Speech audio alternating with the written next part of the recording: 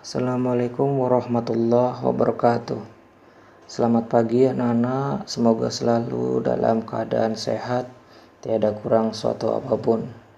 Alhamdulillah pagi hari ini kita dapat bertemu lagi pada pembelajaran yang kedua, yaitu pembelajaran prakarya. Kita akan melanjutkan pembelajaran sebelumnya, yaitu berkaitan dengan kerajinan bahan limbah lunak. Di pertemuan yang kedua ini kita akan melanjutkan materi, yaitu materi tentang jenis limbah berdasarkan yang pertama wujud, kedua sumbernya, dan yang ketiga senyawanya. Sebelum masuk pada materi pembelajaran, pada ini akan sampaikan tujuan pembelajaran hari ini. Apa aja tujuan pembelajaran hari ini? Yang pertama, kita diharapkan dapat mengetahui jenis-jenis limbah. Yang kedua, mengelompokkan jenis-jenis limbah. Yang ketiga, kita dapat mengetahui cara pemanfaatan limbah agar tidak mencemari lingkungan. Masuk pada materi yang pertama, yaitu jenis limbah berdasarkan wujud. Apa aja? Yang pertama ada limbah gas. Limbah gas merupakan jenis limbah yang berbentuk gas. Contoh limbah dalam bentuk gas antara lain ada karbon dioksida, karbon monoksida, HCl, NO2, SO2. Ya. Yang kedua ada limbah cair. Adalah limbah yang memiliki fisik berupa zat cair, misal air cucian, air hujan, rembesan AC, air sabun, dan minyak goreng buangan. Jenis yang ketiga ada limbah padat, merupakan jenis limbah yang berupa padat.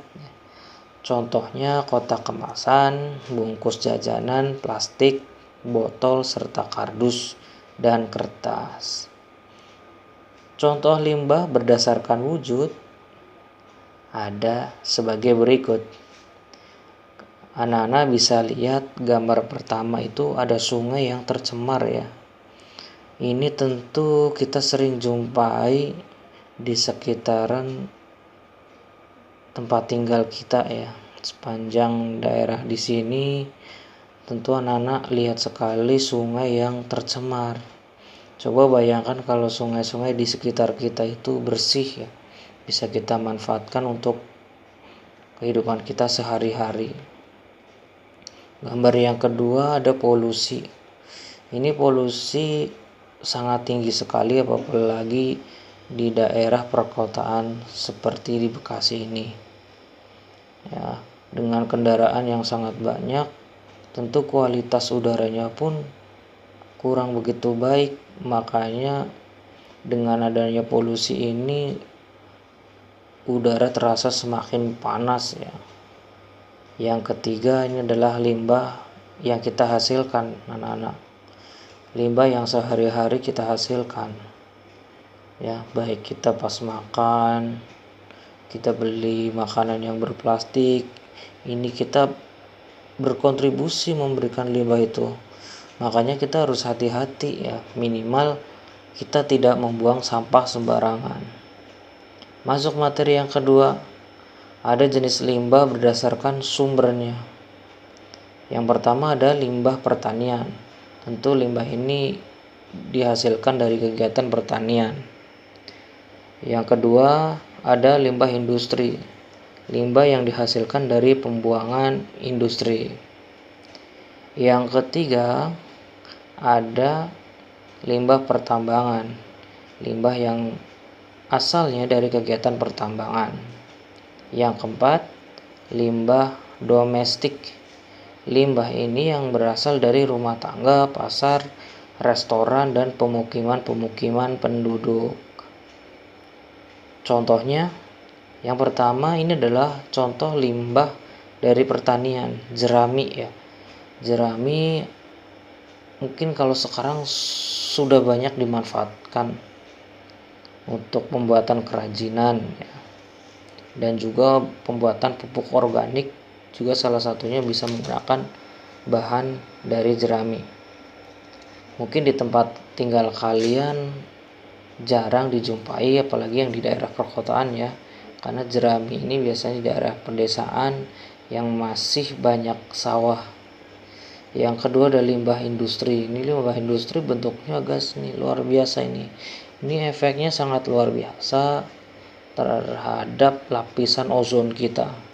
Lapisan ozon kita itu kalau terus terserang seperti ini akan semakin menipis ya.